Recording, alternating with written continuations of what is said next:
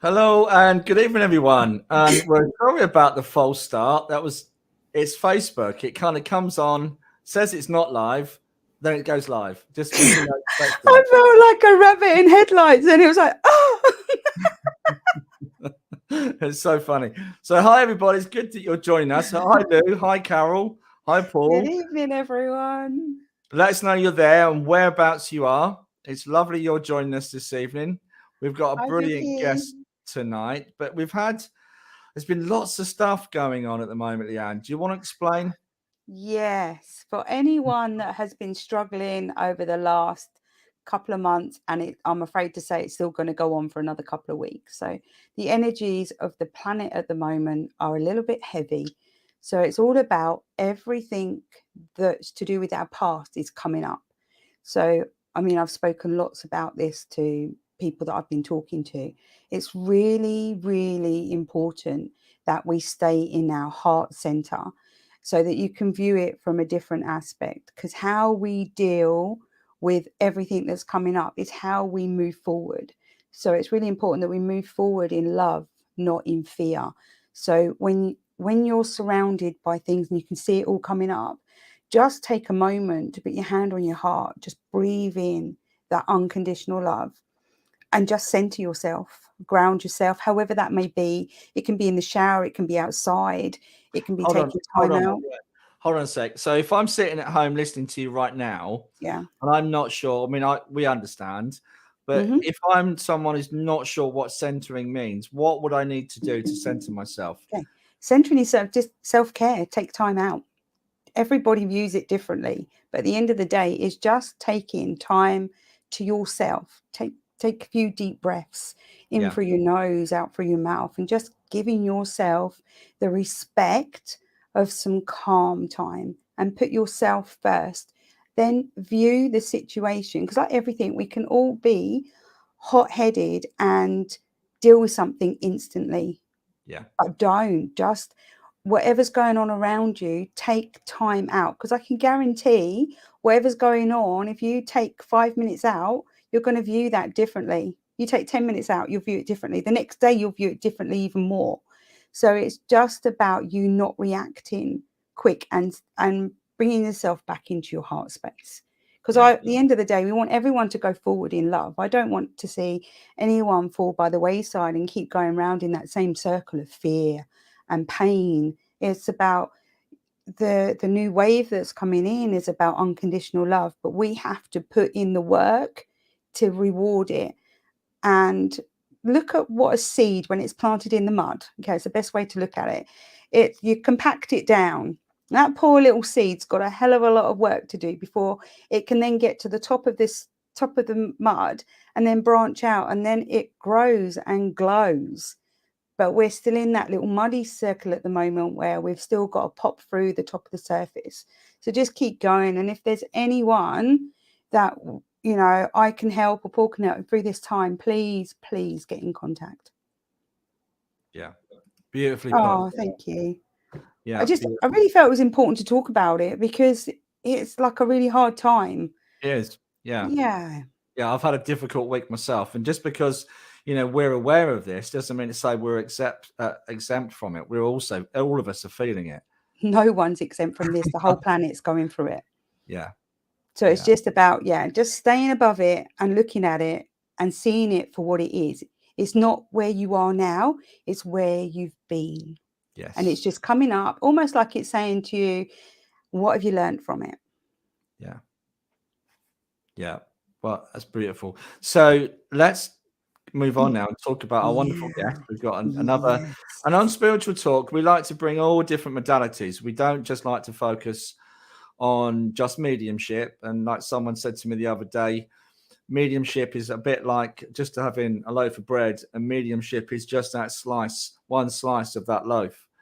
So much more to the esoteric world. So much more out there, and the different worlds and worlds within worlds. So, did you want to introduce our guest? Yes, I do. This evening's beautiful soul, I had the pleasure of spending some time in her company a couple of weeks ago, and she is lovely. So people have described her as being a magical practitioner, and I can see why. So when you look at her, you can see the fairy kingdom within her and around her. Yeah. I just want to wrap her up and put her on a little toadstool or a little mushroom because she's just gorgeous. And we're really lucky because from an early age, she was able to move between the invisible realms, seeing and speaking to the elemental beings and deities with ease. And there's so much more about her. And I don't want to go into too much because I think we need to bring her on. Absolutely. So it's with great pleasure that we introduce Amanda.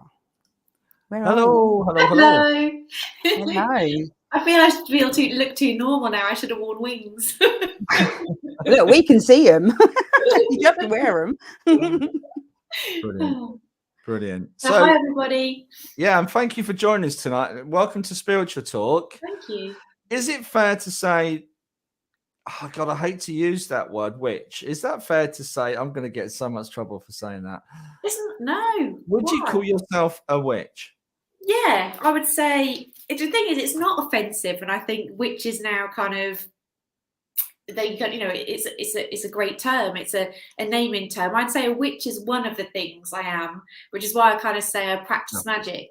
But through my craft, I tend to kind of bring solitary witches together.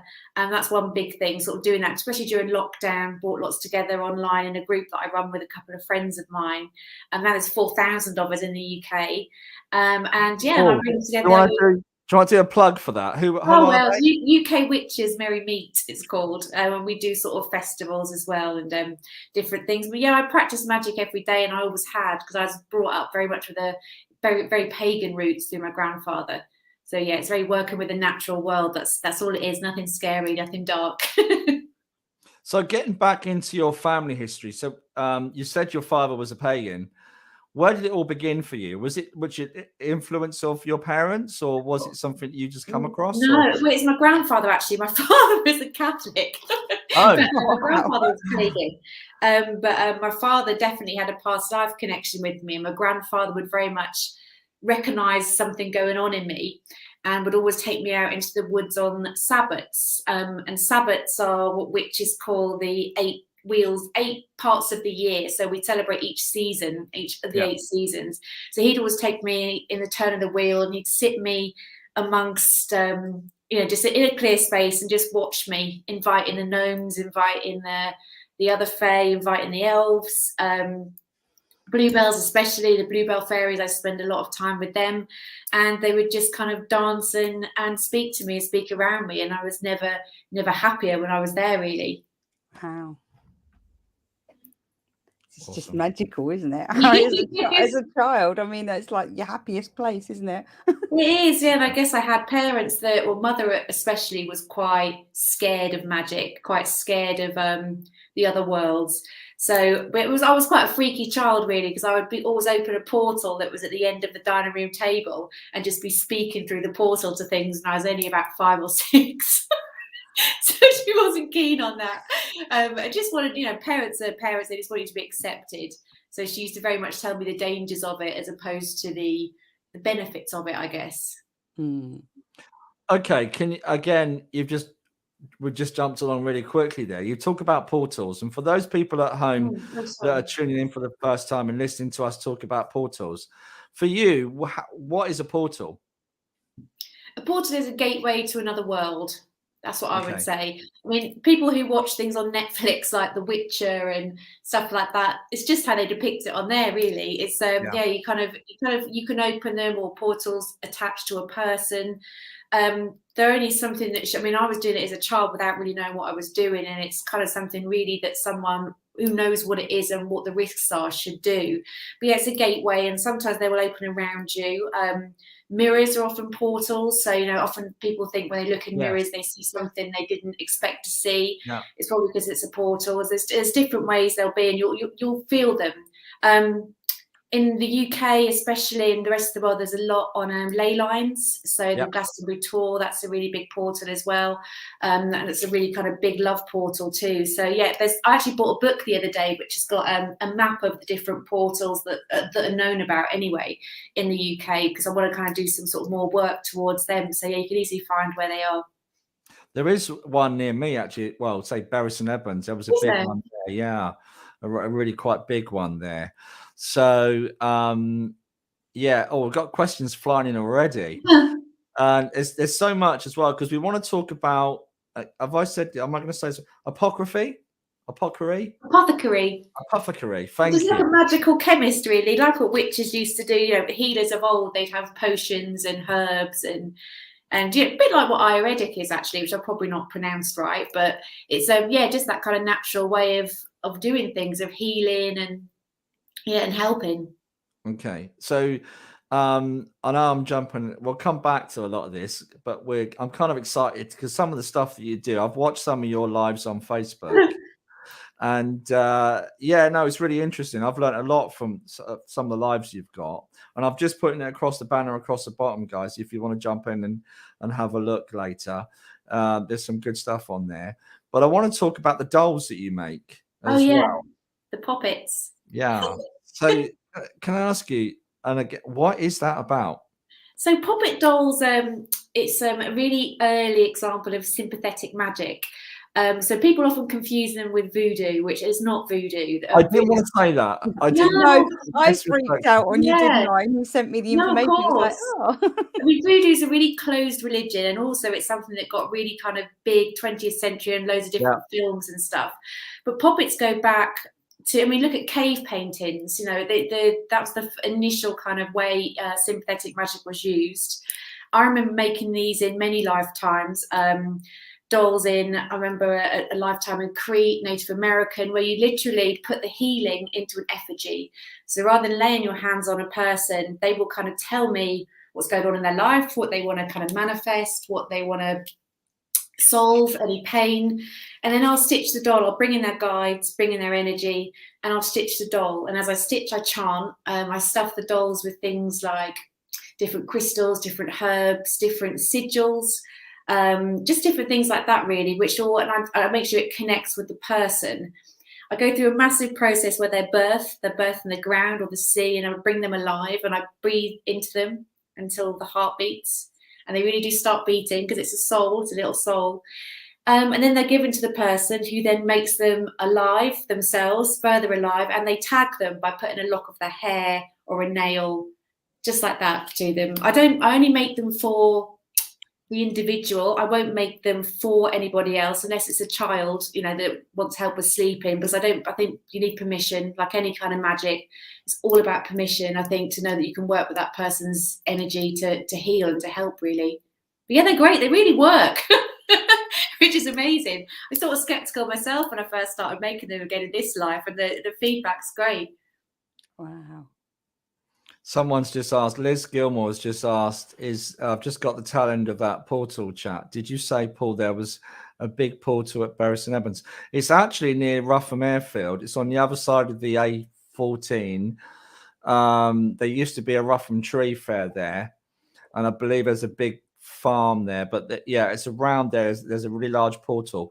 There's also an interesting phenomenon for those that live in that area, that there's, if you like to look into it, there's a house that just appears out of nowhere. Whether that's connected to the portal, potentially. There is a gentleman, I can't think of his name, that's actually making a film on it at the moment. There's been reports from the Victorian times of this house just appearing in the middle of a field. And it's not just, we're not talking small house, we're talking a mansion. It just appears in the field. And there was even an older gentleman in his 80s that he recently interviewed, the guy that's making the film on this. And this old gentleman, he was walking down the road and he heard this gulping noise, and he turned around to what he could only see was like a disc gulping up the mud in the field. Wow. And he did say, I have to be honest, I did leg it. So, as you would, you know, it's an interesting phenomenon, and it can be quite scary. But to have, I think it's called the Phantom House or Manor House that appears, and yeah, Ruffham Airfield is haunted. Absolutely. Yeah, hi, Kath. And there are spirits that, yeah, so Ruffham Airfield, which is the other side of the A14, they do a lot of paranormal investigations there. And the actual control tower is really open. So because a lot of paranormal groups go in there, whether that's opened a portal and made it bigger and bigger, they get a lot of phenomenon in there. But portals themselves are a really interesting topic, aren't they? Yeah, definitely. Yeah, definitely. That's something you could talk about as a separate subject. I think it's really interesting that some are really old and pre-exist. Some people can open a portal where they are, so they can open them temporarily. And it's such a complex thing, but it's so interesting. And it is just another way to talk about crossing over to another world. I mean, obviously Paul and Leanne, what they do, they kind of cross to the other worlds as well. And with me, it's often into kind of the star people, the dragon kingdoms, the fae kingdoms, most of the elemental worlds, really, because they're all there and they're all in existence, all the different dimensions. So yeah, it's just a really honor to be able to work with them. Yeah, absolutely. So I'll put this up because we've had like about 4 or 5 questions all about your poppets. Yeah. So we've got, how do we get hold of them? And then you've got, is it along the lines of the worry dolls? Kind of a small version of them, the Peruvian ones. I remember, I always say when I was in Japan, when I was in Japan, I used to make them for pregnant women. And they would keep the pregnant woman safe and see her well through labour, and then the child would inherit the doll. And they still do like doll burning festivals as well in Japan to this day, where they'll kind of put all the bad energies into a doll and then they'll kind of burn them on a like ritual fire. So and the Peruvian dolls are a similar thing as well, but these ones are very bespoke to the person, because they are kind of, it's a bit like if you came to me and said I'm sick, or to a doctor, and they would say, okay, well, you need this for this, this for this. So I put a recipe and a spell into that doll that's bespoke to what you need. I mean, some people want to get pregnant, or they want to kind of just heal physical pain, or they might want to, I had a woman today that just said she'd like to have a hookup every week before she finds true love. And I thought, I don't know if I have something for that. Which was first time for everything. We had to just do it, and otherwise nightmares, things like that, to develop your spiritual skills, and it's all that different things really. And my guides will help us as well as yours to kind of make them too. And sometimes different deities come in. I made one yesterday, and I had Kali come in, and she was a really powerful deity. Someone was having real trouble with a guy in their life. And they wanted to kind of see what that relationship, have the strength and power to move forward away from it. And suddenly there's Kali in the room really putting in that kind of strong feminine energy, and offered to work with the doll. So that sort of thing happens as well. And I'll always give people feedback of exactly what happened during the process. And some of them, I'll birth them. They can kind of go into a box in the ground sometimes, but they'll birth in a couple of days. Sometimes they won't be ready for weeks. You know, they'll tell me when they're ready, and you'll kind of hear this little kind of spirit voice. Really, it's a strange thing. I talk about it and it sounds mad. I'm in front of the right crowd.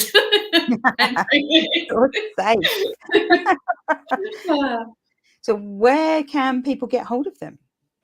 Well, on my website, there's social media as well, Elemental Apothecary or elementalapothecary.co.uk. It's a bit of a tongue twister. You can see them there, or just send me a message really through Facebook and just tell me kind of the things you're going through. But yeah, there's plenty of feedback and reviews as well, so all over Etsy and on my website, so you can see what they do for people. Wow. So where do you get, because obviously I looked on your website and I can see what they look like. So like, a couple of them, I was like, ugly, aren't they? They're all totally different. A couple of them like scared me a little bit, but then that's just me. I'm a bit of a sensitive soul. So when you're making them, do you make them? Do you feel like the energy of the person to know what they look like and the color of them? And yeah, and the guides normally direct me too. So the color will tend to relate to what's happening. So, you know, red for passion, blue for healing, and all the different, but then a lot of the sigils and runes kind of get sent through me, channeled through me as well, which I put on as well. So I use kind of Nordic runology and witches runes and a few other kind of different talismans as well. And again, I'll tell everyone what they are, so they're not kind of with this strange doll looking really weird. And yeah, different oils and everything like that. So it's, yeah, it's crazy. I just go into a bit like kind of when people channel, or when I channel deities, I just go into a space, and sometimes I can barely remember making it. It's just there, and it's kind of, I just lock myself away and it's done. It's amazing, really. It's something quite unique, and it's, yeah, I don't know how I've always done this, but I just know I have. It's a really strange thing. Oh, it's beautiful though. Yeah, We've got quite a few on here, haven't we? One from Carol yeah. Phillips on, is it along the lines of the Peruvian worry dolls? Yeah, they're a version of poppets, and you have kind of doofer dolls as well, which are just for one purpose. And the Peruvian worry dolls are very much like that. For people that don't know, these are, I think, 7 little dolls that you tell your problems to at night, leave them by the bed, and they solve it by the morning. And there's a lot of things. I mean, as a little girl or a little boy, if you, whichever, you know, you probably talk to your doll at night, and or during the day, and you told it what was going on, and it's just the same thing, really. And I just say to people to just kind of just chat to them, you know, don't feel like a lunatic. And now I've got people that are kind of buying special bags for them and taking them out strapped to their chests like bloody babies. It's something you should keep on you and make sure that nobody else touches it or has it. Will that interfere with it? It wouldn't interfere with it, but because it is a kind of effigy of you, it's best to keep it close by, really. And we, just like with crystals and things, we generate it in the moon, give it time off. You'll kind of know when it's kind of getting tired, really. You'll kind of feel it's not really doing much for you. So it's a similar thing, yeah. And when you feel like it's done its purpose, do you keep yeah, when I tell people how to decommission them, or I decommission them for them. So you kind of you break the link between that and the person, really, and then dispose of it, kind of burn it, bury it when it's kind of put back to sleep, and kind of, yeah, sent on its way and thanked for its service, really. So is it something you can, without it wanting to sound like a mobile phone device, it's something you can upgrade, like I don't know how to put this across without sounding like I'm stupid, but can you, like, if it's then done what you've asked it to do, like whether it be like rid of the pain or all of that, would you then get in contact with you and said, like, you know, I want something else from it now? Could you do that? Yeah, I mean, not to do myself out of business, but you can just change the purpose of the current doll as well. Because once it's attached to you, it might be that it doesn't know the answer because it's not been made for that, but you can still kind of use it for other things, even though it's been sort of designed for that because it's attached to you. I mean, the most popular thing I get asked for, which I always refuse, is dolls of other people. You know, make one of my ex-husband, make one of this, make one, and I'll never ever, because it's completely dark magic to get involved in. And you know, I see so many people doing it, and it's just such a horrible thing. But it's the most popular thing. It's quite scary, actually, how many people ask for that sort of thing. So if you are in a relationship and it doesn't go right, make sure you keep your doll. Yes, yeah. Can't trust anyone. I know, exactly that. I've got so many of them of me for different things. I've got a whole army. Really? People mess with me, they mess with my dolls. You come around, they're all looking at you on the mantle. You know what? They're placed strategically placed everywhere. I love it. So somebody's asked to see one. Do you have one to hand? Oh God, I don't have one to hand, but I can get one and after this and kind of post it. Well, I can share the screen here. Can anybody? So bear with me just to give someone an idea. I'm sure it's here. Oh, so here there they are. Yeah, I tried to blow it up. Early ones. Try to blow it up. As in on the picture. There's some really basic ones that they are. That's but one was for, I can't remember, to connect with some earth magic. The one in the middle was for some healing and self-confidence. Self-love, and then the one on the far left, that's my little handbag one, which is the protector against all things dark, really, dark humans, dark magic, dark, it's just really full of stuff to help. It weighs your handbag down. It's true, yeah. There is something, you could arguably say, there is something unusual about them. They're not your average dolls. No, they're not. No, they're not.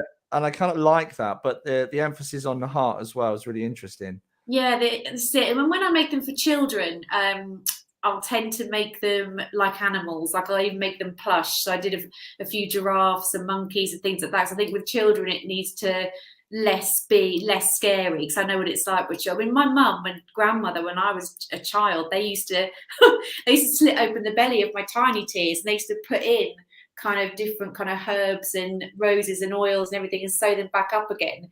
And they used to kind of go through a ritual with me to welcome them into the home as well. So they even did that. Even my mum said she hated magic. She still did it and didn't realise it. I've got a question here from Carol as well. When you was at school, did you hide this or not? I was horrendously bullied at school, and I think kids just pick up on a different energy. So yeah, I did hide it a lot, and I think I went through it at school. Even as a teenager, I went and had eating disorders and all the rest of it, because I just felt something wasn't in my control in my life, and I was really picked on. So I did hide it, and hiding it until I got into my 20s resulted in quite a few breakdowns and depression, which I still suffer with sometimes now. And I think the depression comes from the fact that I was maybe, I use this term a lot, in this world but not of it. And I think I found the energies in the world really difficult to deal with, because I couldn't understand why everybody wasn't loving like they were at Atlantis, and everybody wasn't wanting to dance and laugh like the Fae. That was where I was most comfortable. So I think, yeah, it was really difficult. And it was only when my father passed away that I had this huge, like a kind of secondary, tertiary awakening, where I couldn't hide it anymore, because it was making me ill to keep saying no to things, trying to channel through me, pretending I couldn't see the things I saw. And you think you're going mad. People tell you you're going mad when you hear voices, and when you start to see through worlds, and when worlds start to merge. And that sometimes happened to me. I could be sitting here now and I'll see another world trying to come in if there's something wanting to talk to me. I didn't really know what that was. I really thought I was losing it. I mean, I was heading up marketing in one of the biggest corporations like in the world, but I was faking this incredible life, but it really wasn't who I was. So lots of questions on that in itself. I mean, you're having to maintain that in the corporate world. For those people at home sitting there going, oh, really? Looking through into different worlds. Obviously, this stuff is subject to our own experience. I mean, I've had my own experiences. I've seen things that I can't explain. So I'm, I don't want to say I've seen fairies. I have seen an alien. I will admit that live on air. And I've seen it connected to somebody, and again, people at home are going, oh, what's he talking about? But unless you experience these things are real for the person receiving this. Yeah. And to be in the corporate world, did it overlap? So can you imagine sitting in, I don't know what kind of thing you did in the corporate world, but you imagine having a business meeting and suddenly you're aware of the fairy coming in behind a gentleman. They don't come into that kind of energy space. But no, you do see, I mean, you'd see a lot of demons and a lot of entities. A lot of I mean, I headed up marketing in a really big insurance firm, and I was always kind of in London, these big global meetings, and sometimes you would pick up on someone's possession. And that, that was more of a kind of case that, and, people say, how do you know? And you just can feel something. I mean, it's been psychologically proven. I think that most CEOs are really high on the psychopathic scale and things like that. So I think it is a thing. And as I got more sensitive to it, I couldn't bear to be around it. And I think this is it. And as I started to so the two started to get really out of kilter. So I knew I went off work with depression for, it's about 9 months I was off. And then I just I couldn't go back. It just didn't mean anything to me anymore. I knew there was something else. And so luckily they gave me redundancy. So I was able to explore a bit.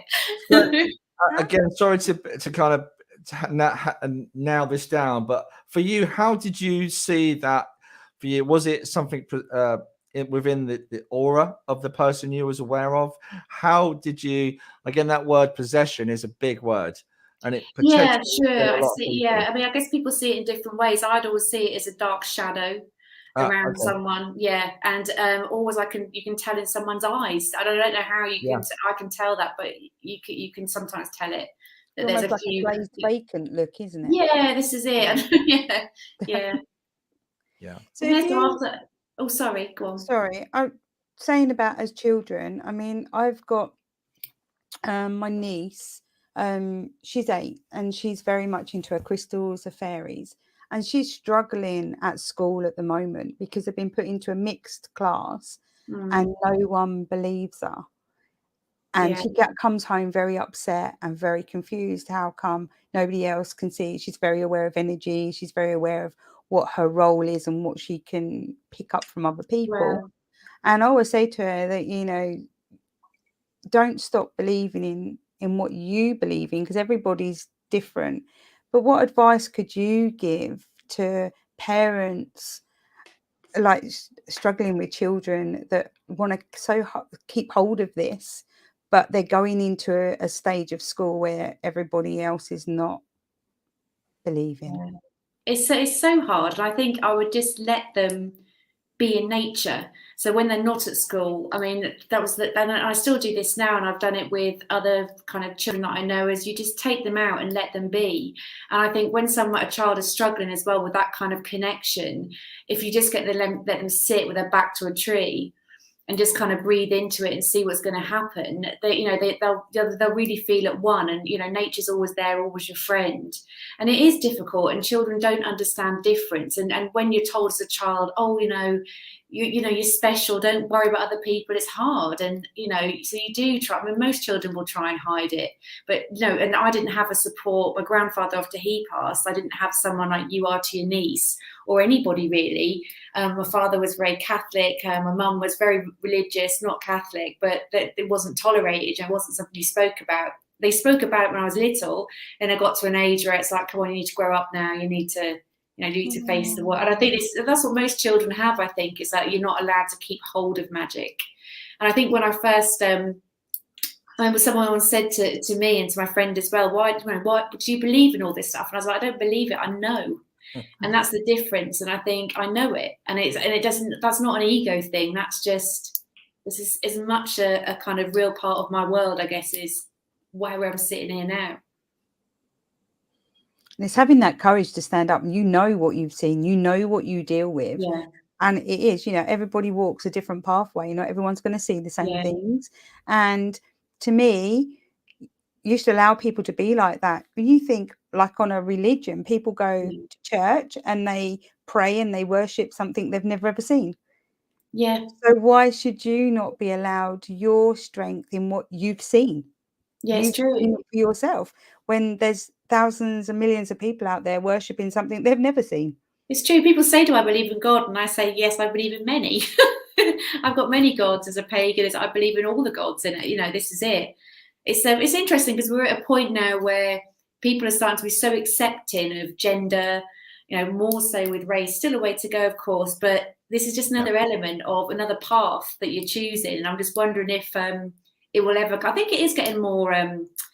It's getting more into the mainstream. I mean, one thing I'm doing with a lot of witches around the UK is we're organising festivals, witchcraft festivals, and that was really popular last year in Coventry, and all non-witches came, and they just came to different classes. They learned how to kind of make a broomstick, or what Wiccan meant, or what the kind of the witch's alphabet is, and then we showed them how pagan dancers work and how to kind of do all these different kind of ceremonies as well. So we went to the woods, and I showed them how to our permission from the Fae to be in their land and to kind of bring them in, birth dragons from fire. And it's like people were thinking, okay, this is odd, but it's quite exciting. It's quite liberating, and so you know, normalizing things like that is, I mean, it is special, but being accepting of it is so important to me. I think making sure those ancient ways are accepted today, because I think that's what we'll need as we go forward into a new age. Oh. Okay. Sorry. Yeah, I'll carry on. So some of the questions are out of kilter. So we're sorry, guys, if we're not keeping up. But I'm just going to come back to Nick's question. Hello, Nick. Hope you're well. Just popped on ahead of the poppets. Are we talking similar to the etheric? Can you pronounce that? Egregors? Oh, Nick, I'm sorry. You know more than me. Whatever's that? Etheric I egregors. used them to use them all the time. So Nick, if you're around, my friend, feel free. I'll copy and put the link in one of the banners. If you want to jump in and tell us what they are, that would be awesome. I'm just going to put if you want to come and jump in, or just stick it in a comment, that'd be great. It's funny because I still feel sometimes so junior with spirituality, and I will never keep to one thing. I trained as a high priestess, and I do lots of past life regression for people and forward life. I let the soul travel, and you still I'm learning all the time. Like I had a session with Leanne, and suddenly something tells me I need to really feel light language more, because it keeps coming to me, and it's just, you never stop learning. And I love that. It's like I quite love being this eternal student of kind of different things that keep coming to me and saying, hey, you need to know about this now. I love it. Next time you're going to start chatting back. You're on the verge of it. I keep waking up talking it like a lunatic, which is nice. I'm hoping Nick's going to come on. He's just put absolutely. So hopefully he'll jump on the link and come in. Oh, Oh no, hang on. He's put a comment. Egregor, historically bad or made from clay, filled with created temporary energy. So very similar. Yeah, I mean, a lot of the old poppet dolls used to be made for, used for specific tasks. So were made with clay or wax if they were going to be temporary, so you could get rid of them. So it might just be for a temporary situation, like a court case or things like that. And what you're describing sounds like a doofer doll, which is a great term. And they're things that are just for, like, again, as one task. You kind of use them maybe to keep your car safe. So you just have it in your car and on your dashboard and things like that. But yeah, you can make them from clay, and a temporary energy. I guess you kind of mean a temporary situation or a healing that's going to go away. Sounds like I've never heard that term before then, Nick, so I'm going to look that up. Yeah, me too. Learn something every day. Awesome. That's the whole point of all of this, though, isn't it? It's lovely because it's like, to me, spirituality is like the tree, and there's so much coming off of it, and you'll never know it all. The tree's just too massive. I know, this is it. And even like what I was talking to you this week, and my cat's been sick. If I start to make poppets for pets, and it really healed my cat. And then after talking again to Leanne, I thought, you know what? I think I might start seeing if I can do animal communication. And I think, oh God, I think I'll end up being like a one-man band, bashing cymbals between my knees with like spiritual stuff. I always say I'm attacked. Animals and children gravitate towards me. Right, there's some more on here. So I can't see all the names for some reason. Yeah, no, because they're going into the group. So guys, if you can't see your name up there and it comes up as Facebook user, that's because you've not changed your privacy settings. But it's fine. I've got one here from Rhonda. Rhonda thinks she needs a whole family of dolls at the moment. I love that, Rhonda. So, just quickly jumping in what you've said, do you do regression therapy for people as well, Amanda? Yeah, I trained as a high priestess of the Magdalene order, which just kind of hang on a sec. Again, you've just thrown that in. What is the Magdalene order? So Mary Magdalene, I remember. Again, this is a past life thing. I regressed myself, and I had a past life with Mary Magdalene in Palestine, and I used to be one of her priestesses. So I decided I need to remember.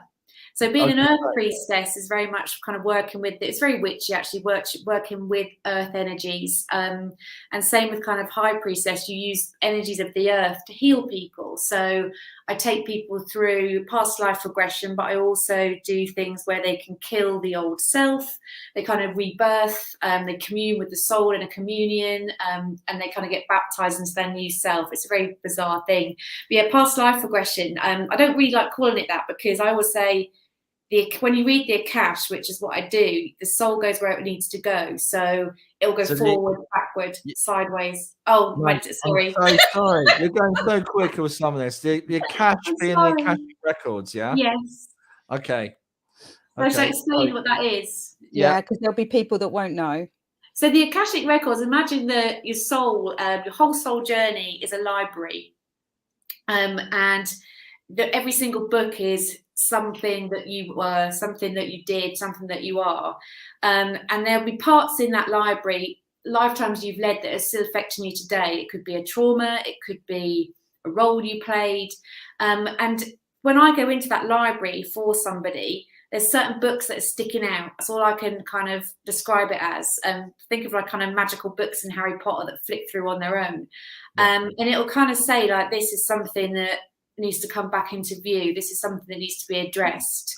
Or it might be something in your future, because the Akashic Library is not just your past soul lives led, it's what's coming up as well. So there might be something on your path in the future that's kind of just showing itself. Just to really add a mad thing into the mix, is that I had someone do a reading for me the other day, and they said, "Oh, you've got a unicorn." And I was like, "What do you mean?" They're like, "Oh, you've got a galactic unicorn that's just kind of, just kind of saying that you're going to be joining in with it in a few years. Don't worry about it though, it's just watching." It's like, okay. So yeah, I still get freaked out by things. Is there, how do you deal with something if there's something you don't understand or not meant to be revealed? Is it any stuff like, or information like that you come across that's mind-blowing or could upset the person you're reading for? Yeah, I guess so. I mean, there's a lot of things I don't understand, and they don't either, just because it's maybe they're not ready to know yet. All I can do is kind of communicate what comes up. I won't kind of change anything. I'll just ask, a bit like kind of what you guys do, I guess. Things will come out, and it might not mean something to them in this lifetime, so they're not ready to face it yet, for example, or it be just different things like that. But yeah, it's a strange one, it really is, and it's a lovely journey to go on with people, and kind of, and obviously there's this kind of whole, the law of the universe. I won't influence a future. I won't influence what's going to come, because that's still, there's still this element of free will, which anyone that kind of does magic or works with any kind of metaphysics will know that you don't manipulate free will and try and sort of manipulate a situation. So I'll kind of leave that up to them and choice. Yeah. So do you go back and do your records yourself, or would you go to somebody else and have it done? I try to. It's quite difficult to do for yourself. So I've had sort of other people do it for me. I do a lot of revealing breathing with my partner David. He kind of helps me with that. And then sometimes I'll then focus on something that comes out of that for myself. I've started to do automatic writing more now, because I find that when I channel or go back and do things for myself, I don't remember. So that's just been quite I always knew that I had to do something with writing, and I was a journalist. I thought that was going to be the way that I changed the world. So I did that for years, but I think it's writing a different way. It's either writing a book or it's kind of channeling something. But the automatic writing's helped me not get I don't know, remember what happens really, because sometimes a deity will come through. So what happens sometimes, and you'll see this with some mediums, I don't think I'm a medium, but I do sometimes have something sort of tapping my shoulder wanting to speak through me, and that can be a deity. When by deity I mean kind of a god or a goddess from kind of pagan times mainly, or something else, and I'll just let it flow through, and I'll just write what it wants me to say. Sometimes it could be a star person, an ET, some sort of the Galactic Council will often speak as well. It's just, so yeah, I don't feel very safe doing it on my own. I like to do it with someone in the room, weirdly as well, because I like to be guided through, a bit like an acid trip or something that people did in the 70s where they always had a guide. I like that, just in case it takes me over. Yeah, apologies guys if we've got an echo. It could be your own broadband. I think we're okay here. We've got everything sorted out, so I'm sorry if you're hearing an echo. You've got to love, okay, Carol Phillips has put this, I can't even pronounce that, are occult entities that watch over human destiny. That's interesting. Interesting. Thank you for that, Carol. I tell you, it's been the word of the night, Gregors. It really has. I've never ever heard of it before.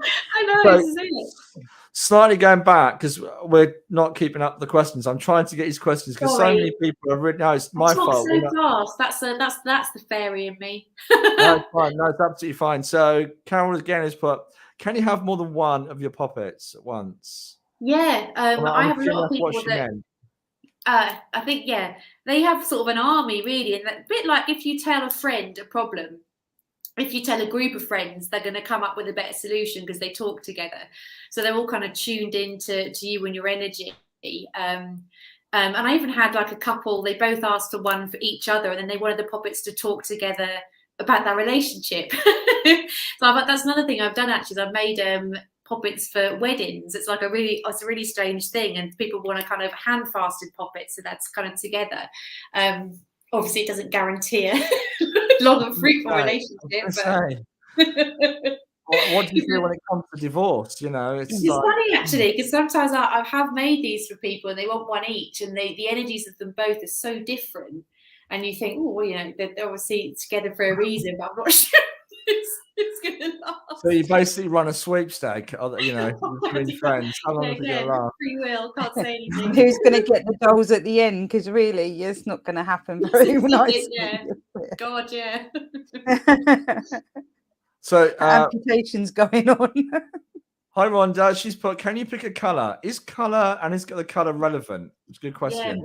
Yeah, it is. I mean, some people do have a special colour that they're drawn to, but I tend to follow colours that relate to certain things. So if I'm doing something for protection, I always do black, you know, kind of red for passion, pink and blues for healing, purples for like spiritual kind of development. So yeah, they tend to have I don't think it matters too much, but I tend to draw myself to the colour that represents the need, really.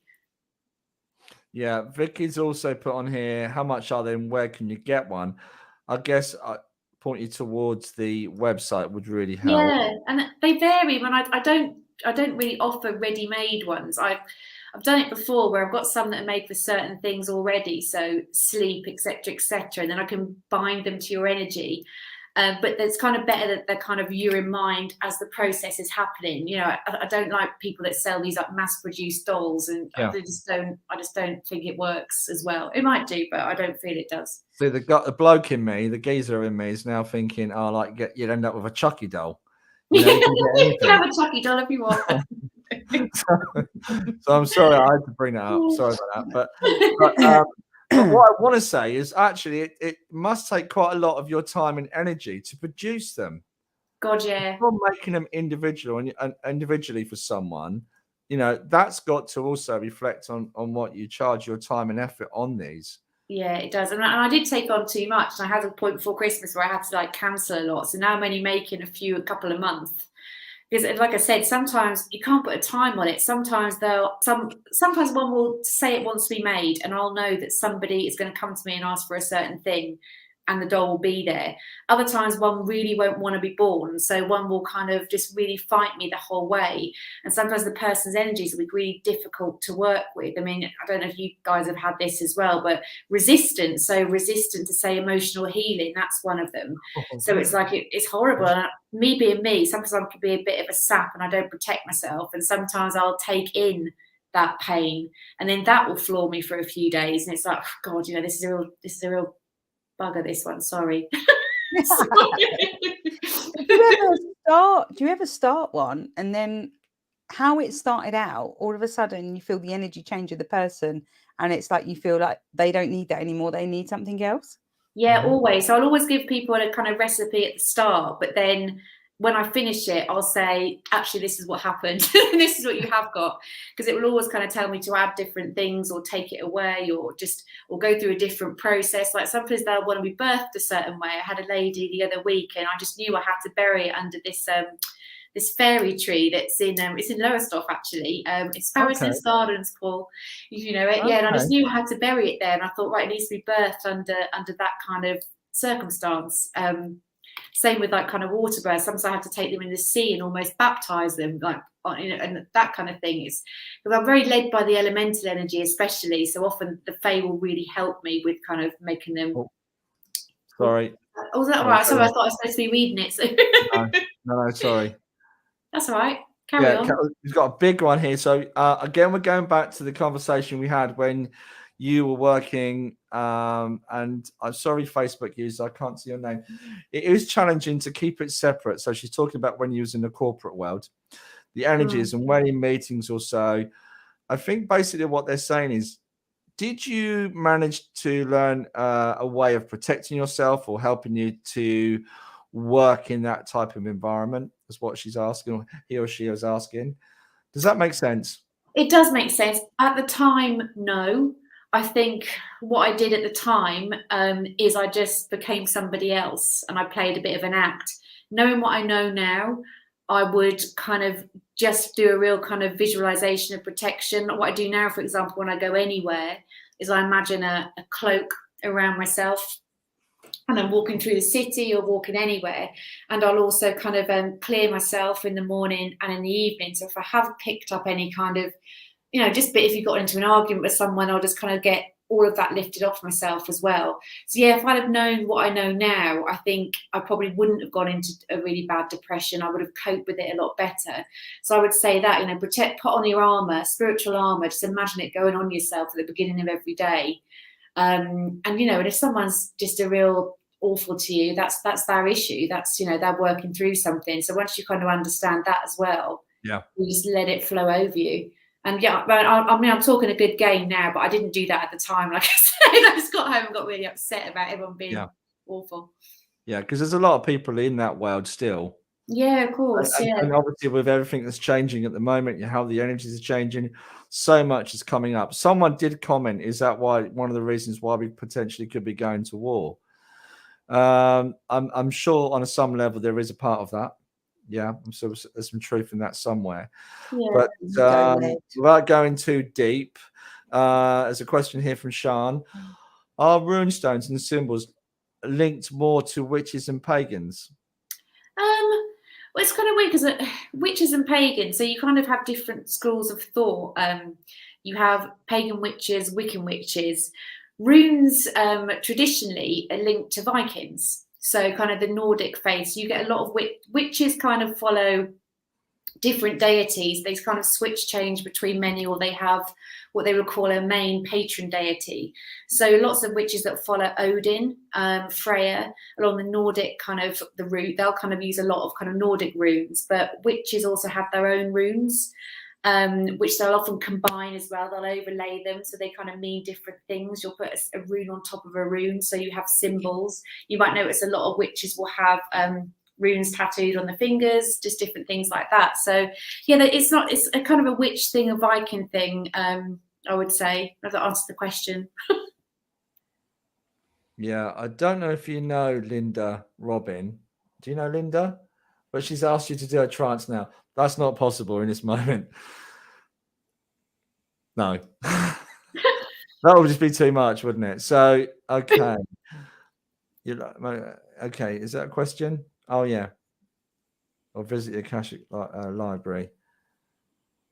Yeah, okay. I do.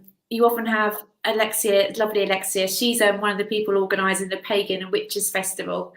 She's a high priestess in a coven in Birmingham that follows. So yeah, she's a lovely, knowledgeable witch to speak to. But yeah, sometimes you have kind of blocks where people are resistant and kind of forces around them and maybe resistant to you seeing. So that can happen. A bit like when a book's on a really high shelf, you can't kind of get it down, but you have to kind of breathe into it, or I do, and gradually it will come. But yeah, it can be difficult because some people are very, very closed. But you'll get there eventually. It just sometimes takes time, takes a few sessions for me. Yeah, it's like a trust thing as well, isn't it? Yeah, it's a bit. I used to work in my favourite job ever was working in a library, and I remember you had the books that were upstairs, and the bloody Martina Cole novels and all the rest of it. Everyone could get them; they were always there. And then for something a bit trickier, a bit more in depth, you'd have to go down to the basement and wheel these massive wheels to get the kind of the depths. And David, my partner, always describes it as stirring up a pond. You have all the kind of stuff on the surface. Then when you go really deep, all the sediment comes up. And that's kind of the same with the Akash, really. It's kind of the stuff that's in those kind of the books that can't be checked out by everybody. That's the really interesting stuff that goes way back. Is there, do you need a kind of permission to travel into the Akashic Records on behalf of someone? Yeah, because I think with anything. It's a sacred process, isn't it? Yeah. I know, I think it was Edgar Casey that first started doing the Akashic readings. Well, in modern times anyway, recent history.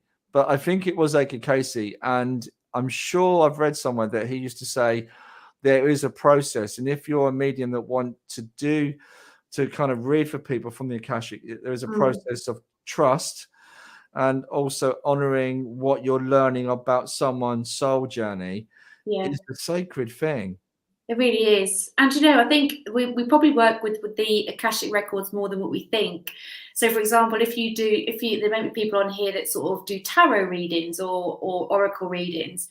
And I believe very much so, and a few of my friends that are readers, that those messages, you're literally pulling them out of the Akash when the cards are coming out. So I think it's all that kind of intuition. It's kind of, it feeds down, just like how your guides will feed stuff down as well. It's it's a really interesting one. But yeah, I think like with anything, and I go on about it, it makes me sound like a health and safety officer, but we all know there's, you know, you need permission. And like Paul, I know, you know, I've met Paul outside of this, and it's, you know, you ask permission to read someone, because he could read me or read anyone if he wanted to, couldn't you, Paul? But it's like, you just don't do it. It's kind of, it's intrusive, isn't it? It's not ethical. No, exactly that. And many people, when the people find out what you do, they're like, oh, he can see everything about me. Not that I would want to be honest. I haven't enough time in a day to do something like that. Why would you want to? No, exactly that. Yeah. So no. You'd be exhausted 24/7. Absolutely. Imagine going around the supermarkets and all of a sudden just picking up everyone and reading them.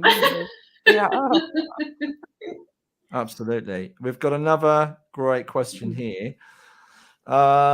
Is there ever any negative energy transfers from your clients, like problems, concerns that you need to dissipate and somehow get rid of this negative energy? If so, how do you do that? Great question.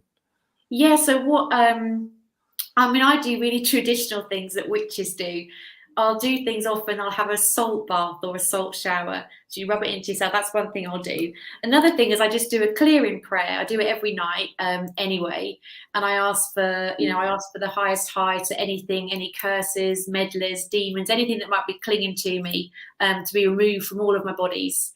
And I just do that. That was taught to me, and I do that every single night, unless I've had too much wine and I forget, which is bad in itself. Yeah. I do it every single night, like a good girl. Yeah, so it's just kind of, again, getting into a practice. Like some people pray before bed, or they brush their teeth. Sometimes I'll do it when I am brushing my teeth. I just kind of think it, saying it out loud, so it becomes part of a routine, really. Sometimes I'll do it in the middle of the day, like if I feel I've picked up something really awful, it kind of just jars you like a slap in the face, I'll do it then. But yeah, I mean, a lot of, like I said, if you just want to do an easy way, you can just kind of rub salt onto yourself in the shower and imagine any negativity just coming off you. That's a really kind of old-fashioned, ancient way of doing it. When I did my spiritual healing course, I remember I got into this process of visualizing washing my hands, disconnecting. Yeah, and just visualizing that worked for me. But it is a visualization is really powerful, I think. Yeah. Years ago, I used to put a line of salt at my front door. So every time I'd been out, because I used to pick up so much energy, that when I then stepped back through my home, I didn't bring it through. That's a really old tradition, that, isn't it? It goes way back. It was a long time ago. Well, that's great. And it's funny because, like I said, my mother was like, she was super, didn't want me dabbling in magic and all the rest of it. Yet she always did things like that. She always made me make a wish when I blew out the candles on my birthday cake. That's magic. Stirring and kind of, when you stir the Christmas cake and all things like that, I do it 3 times this way, 3 times back. Again, that's magic, but she would swear it wasn't. So over the shoulder if you've dropped it, or you've got too much in your hand. Yeah. And another thing she'd do is that she'd always make me sleep with my window open at night, so any demons that had been going around that I'd asked to leave could get out. Because she used to do anything. Sorry to rush you, because there's so much I want to talk to you about, and there's so much that we're only going to be able to touch on tonight. And I would advise people, like I said, I've seen some of your lives on Facebook, and I remember listening to one of your lives thinking, oh my God, the knowledge that you have. So I kind of want to talk to you about your guides, though. Obviously, the kind of work you do and the different levels that you work at. So I spoke to someone the other day, or last night actually, about they're having trouble connecting with their guides. They're very much into pagan-ish or witch stuff, and they want to know how to connect, and they struggle to connect. Was it a natural process for you? Was it something you were born with? Was you aware of your guidance, or was it something that came to you over time? For me, very much took me a long time to connect, but once you're there, aren't you? Yeah, I mean, I think you've got, I mean, you know very specifically who your guides are. I don't know exactly who they are. My guides come in really different forms as well. I know for some I asked to be my guide. So when my father passed, I went through a process to ask him to be my guide. There's a few that kind of buzz around me, but the biggest guide at the minute, I've got a guardian dragon that I've had through lifetimes. He's wonderful. He's always there. And I've got a lot of kind of protectors of the Fae that work as guides for me as well. So I always call them my elemental army, because they're very much, I feel that there's a Sorian there. It's a really strange thing. They don't seem to be human, the ones that are around me, whereas often people think, I've got a Native American chief, I've got this old guy here, but they don't, for me, they don't take human form. And that's why I couldn't accept it for a long time, because I thought it was supposed to be like someone that looked like Mr. Miyagi from Karate Kid, but I was thinking, hey, hang on, it's not, it's this, and they don't really look right. So and I don't know if other people have that. They have kind of. That's the problem with concepts of guides, isn't it? What people have ideas. Again, I've used that old. I'm going to find out her name. The lady that was a medium for 30 years, working with her guide, and then he turned around and said, "Are you ready to see me in my true form?" Her guide used to present himself as an Indian, and he turned out to be an alien. That's it. But they'll show how they feel you can accept. Yeah. So this is the problem when people perceive their guidance. We're living in a three-dimensional reality of concepts and ideas that we're programmed from an early age. So they try to help us, those energies try to help us to kind of fit into those boxes, those constructs. And Leanne's going to have a go at me and say, flow. the construct, we have those. We can't help but have those. We're human. No, but you're restricting. Moving on. Limiting belief. But is there anything you could kind of help those with people that would like to have a better idea of connecting? Is there anything you could advise people? Is it something that comes up for you? Yeah, I mean, I've done a meditation before with people. I might even have it recorded online somewhere. I have to find it and post the link to meet your guides. And it's like just a real gentle one where you kind of, you step down into kind of a forest and someone comes forward and it'll help you kind of connect with your main guide, which is how I started off. I mean, I started off doing all these kind of steps, and you'll find that different ones will come forward at different parts of your life. As you know, sort of life's a very circular, whatever one you say. So ones will look after you at certain periods as well. Or certain situations. Some people have animals, it can be anything. So just go in there with an open mind and an open heart when you do the meditation, and you'll just see who'll come forward. Thank you for that. We got so much coming in. I kept up with it. Going back to the puppet. Oh, sorry, you jumped over one. Sorry, carry on. Puppets are popular. Yeah, they are. There's so many questions on that. Sean has put, being a hairdresser, I can pick up so many different energies from people. Some of them can be quite strong. I can struggle with this, getting headaches, needing to take deeper breaths. What advice would you give me to help myself with this? Would a doll help? Well, that's interesting. You could do a doll, but also like I had the reverse. I went to a hairdresser the other week, and I came back feeling really ill. And then my friend said, "Well, of course you did. She was in a really bad mood, and because she was really stressed. She was doing an exam, and she's working on a crown chakra. And it's like you were literally putting your hands, Sean, on like the most powerful power point into a person's body. So it's like, that's such a huge thing to be doing. And I guess just what we said, like the protections as well before you go in. Protect yourself. Imagine your hands kind of protected. And when the client leaves, I would also clear myself as well. Much like, spirit, just because you're not in a spiritual as in its true sense job, you're still working with people, still, if you're a sensitive, like you clearly are, absorbing their energies. So I would definitely kind of clear between clients for sure and go in with that protection. But you can have a doll, have a doll in the salon, that would be great. I think it also depends whether you're doing mobile. I know years ago when I used to do mobile beauty, you are walking into their environment and you don't know what you're walking into. You don't know what the people have gone through, what's going on in the home.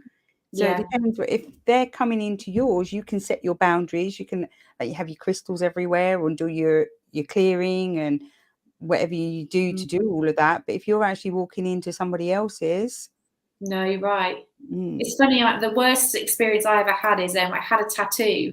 A guy did my tattoo one year, and then the next year he went to do the second one, and he'd really changed, and I've never known pain like it. I loved him when I first met him, but he was literally marking my skin with his ego, with his bad energy, and I had to stop him. Because it was like, again, it's like not a job you would expect, but that kind of transference when you've got someone literally marking your skin and pushing their energy in, and it's like, no, I can't continue with this, and I had to get up and walk out. So it's just, it happens everywhere. If you're a sensitive person that picks up on it, you have to really be careful. Sometimes I know we can't always be careful. You'll book appointments with people that you won't know who they are and what they are. So all you can do is protect and clear. Or get the hell out. Have some like dark crystals, like some grounding crystals, so it like keeps it at bay around your ankles. I used to put I used to make my own anklet, and it being crystal, so that I could, because obviously if you're using your hands, because I did massage and stuff, I suppose if you're doing hairdressing, you're using your hands, so it's not so easy to have stuff around. But I used to have it round there just so that I was protected. When I worked in the nightclub, it's really funny. I used to have a bra full of crystals so that I didn't absorb all the energies from people drinking. And you get home, you forget they were in. You took it off at night. It would bang, bang, bang, bang, bang. It'd be, oh my God, where are they gone? Oh God.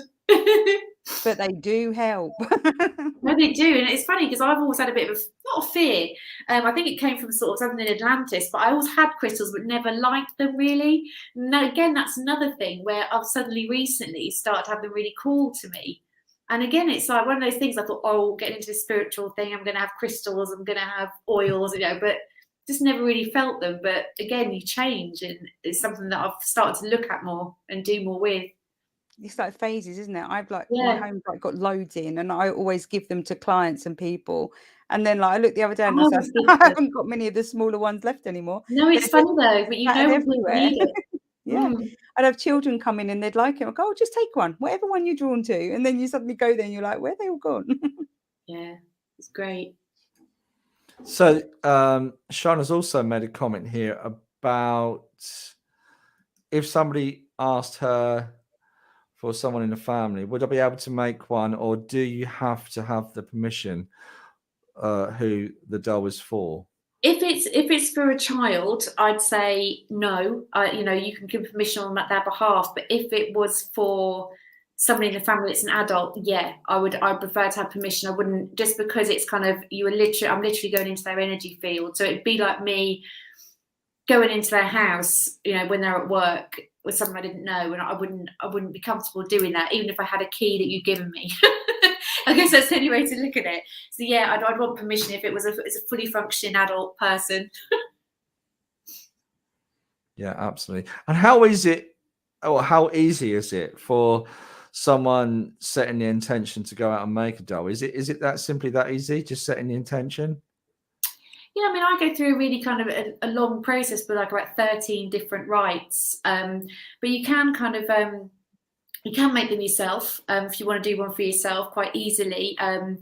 If you kind of just go through the right kind of magical space with it all, but it does take quite a long time. But I've taught people to make them before. It's all about intentionality, of course. And this is why, just the same with when people make dolls for bad purposes, they're going with a bad kind of thing to hurt or harm. And that's the thing of pins, I should mention as well. People get scared and they see pins sticking out of my dolls. And I always give people pins, because pins for me is where you want to direct energy. It's like acupuncture. So when I give someone a doll with pins, if they're kind of finding their shoulder's really painful, I'll get them to pin the shoulder. And again, so all the energy from the doll is direction into that painful shoulder or into the heart space. So pins aren't something to be scared of. They're just literally energy direction points. Okay. I did see the pin sticking out of it, and I was like, not like that person. No, God, no, nor all down the back of my leg where I've got sciatic pain for grandma. What about if you're in a specific moment in time? So I guess if you're creating this for somebody, you've got to be in that good space as well. Oh, absolutely. So, like you said about the guy with the tattoo artist, you know, he was having a. I mean, is there a process that we can go if we're trying to make one at home? Is there something? Is there? I know you said you had certain rituals. Is it like prayers though you use to clear or to raise It the is, vibration? and chanting. I mean, obviously you can use kind of magical timings. So like different moon cycles are better for different things. Okay. So, you know, just new moons to kind of manifest and things like that. You know, full moon angels I find sometimes a bit too powerful for certain, so I tend not to birth dolls on a full moon. But yeah, there's all different kind of, you can do that, but it's more about the kind of the chanting, the kind of putting the intention in as you kind of sow. When you think of these old crones back in the day, you know, they would chant as they sowed, and they would kind of be putting that, you know, you literally kind of, you say, as I stitch thee, so I wish thee. And it's things like that. So you're literally weaving the magic, weaving the healing into the doll and sealing it within. Ah, okay. Okay.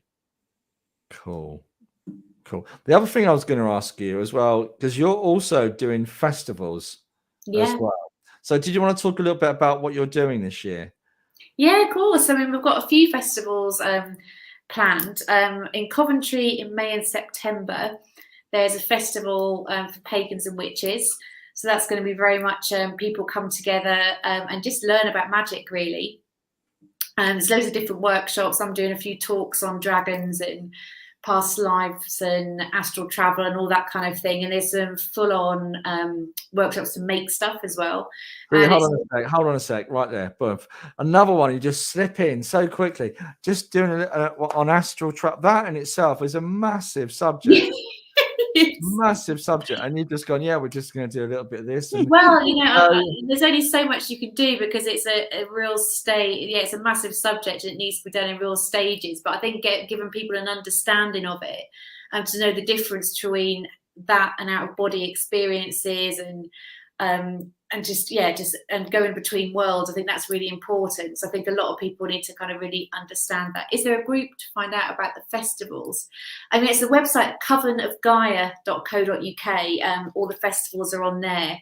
And we're also going to be running retreats for the Sabbats. And David, my partner in Yoga Beats, we're going to be doing some stuff too, which is going to be more sort of yoga and sort of ancient magical ceremonies and things like that. So there's a lot coming up, and it's to just ingratiate everybody into magic and spirituality and bring things forward. For me, it's bringing things forward that I've learned in past lives into this one.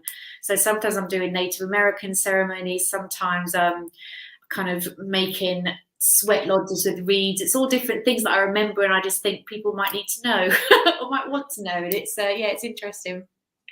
Can I also say, we talked about David. David has also been a guest on the show recently. I do wonder what it's like having dinner at yours between you two. Imagine an affair. Yeah, so this was a bit. So thing is, as well, though, when you're with two magical people together, you get attacked all the time.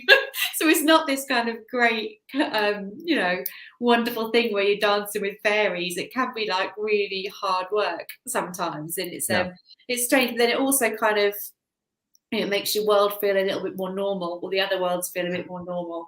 But then David's more displaced, I think, from the real world than me. I sometimes have to I'm back in it, and it's find it really hard to deal with. But he's full-time healing and doing yoga and stuff like that. So so it's a tricky one, but strange. So going back to your astral travel, if I was to come to your festival, what would and I'm really interested in astral travel, by the way, what would I expect to learn from what could I learn from what you're doing?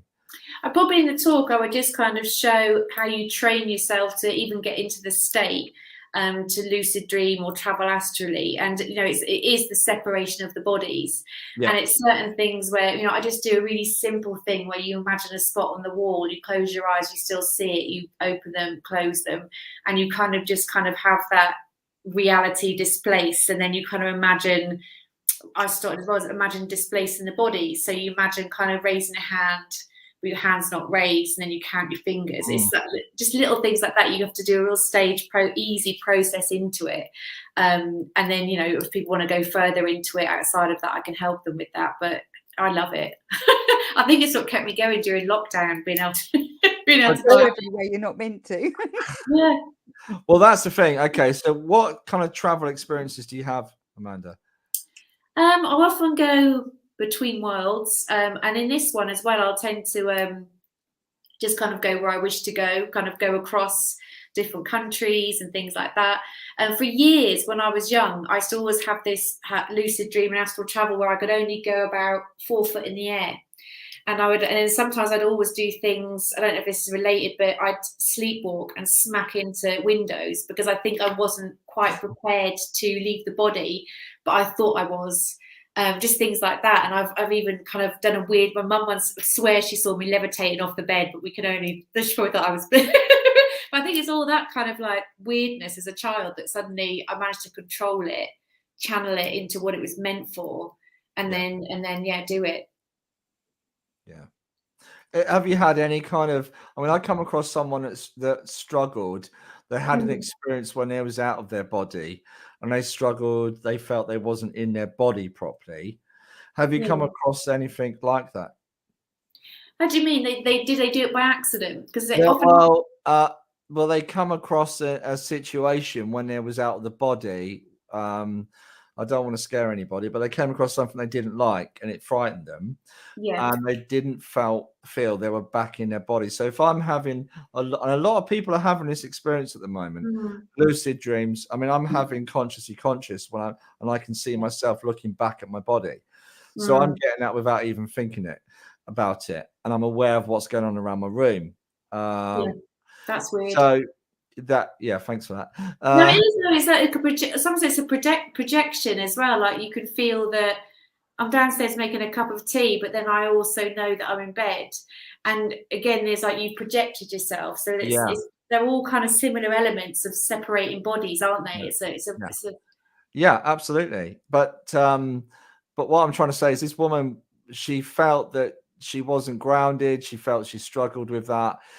I mean, again, we would probably sit here and say probably breathing techniques and helping to get yourself back into your body, be centered and grounded. You know, whether that's imagining your roots going into the ground. I don't know. But is there anything you've come across when teaching astral travel that's... Yeah, I mean, I've got into situations myself where I've seen something really scary in another plane. Not to scare anyone, but then when you travel between worlds, I also get a real pull sometimes to go to the lower echelons. And when I was first trying it, I did. And then suddenly you feel stuck that you can't get back. And all you need to do is kind of pull everything back. So, you almost kind of get your physical body to call to you and you kind of pull everything back and then you kind of retract roots and you just kind of imagine yourself going back down the tunnel, back in.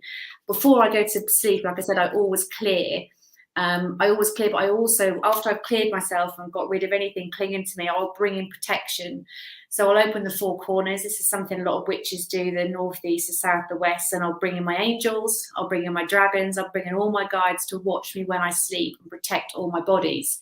So when I do travel, I know that I've got them around me as well. So that's something you can do before you do it. It's kind of just, again, it's just taking those extra levels of protection and doing it all through love.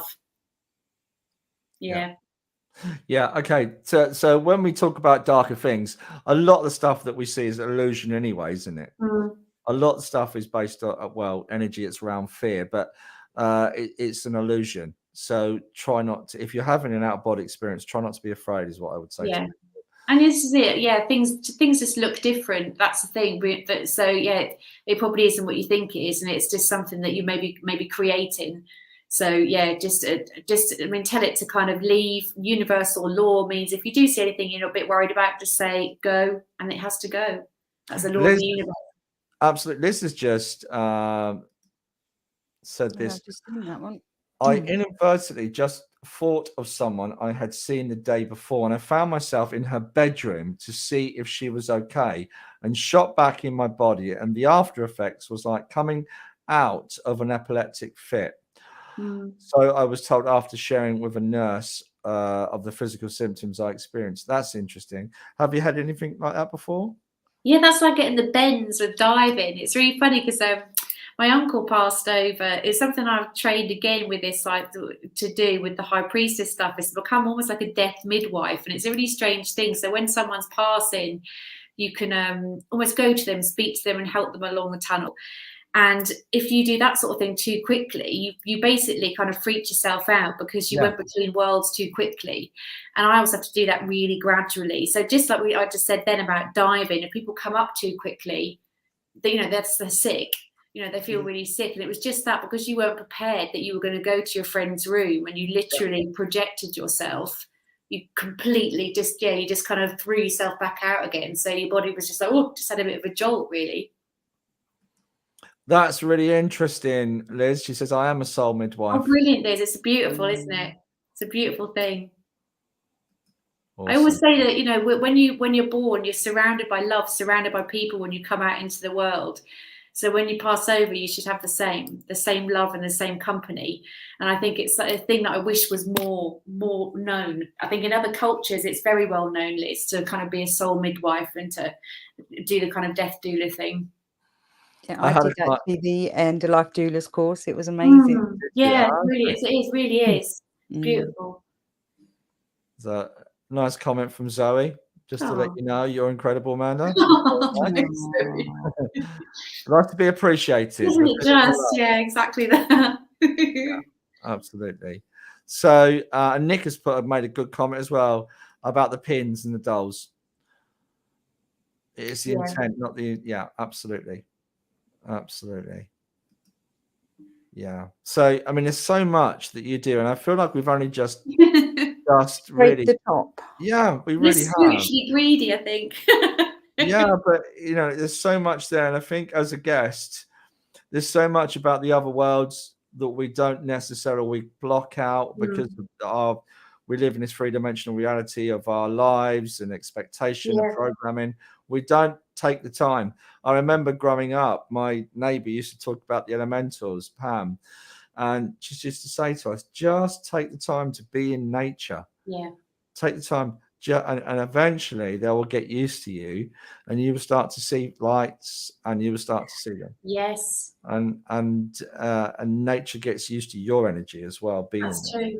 And when they realize, you have to remember the kind of elementals, the Fae especially, are really scared. Humans have been really crap to them over the years. They're basically making we're destroying the planet and all the rest of it. And just like wild animals, they're just not happy. So you need to go into their environment, ask permission, just sit down, open your heart, and just start to feel them. And you'll feel them for months before you see them, and you'll just kind of feel them around you. And that's just the easiest thing to do.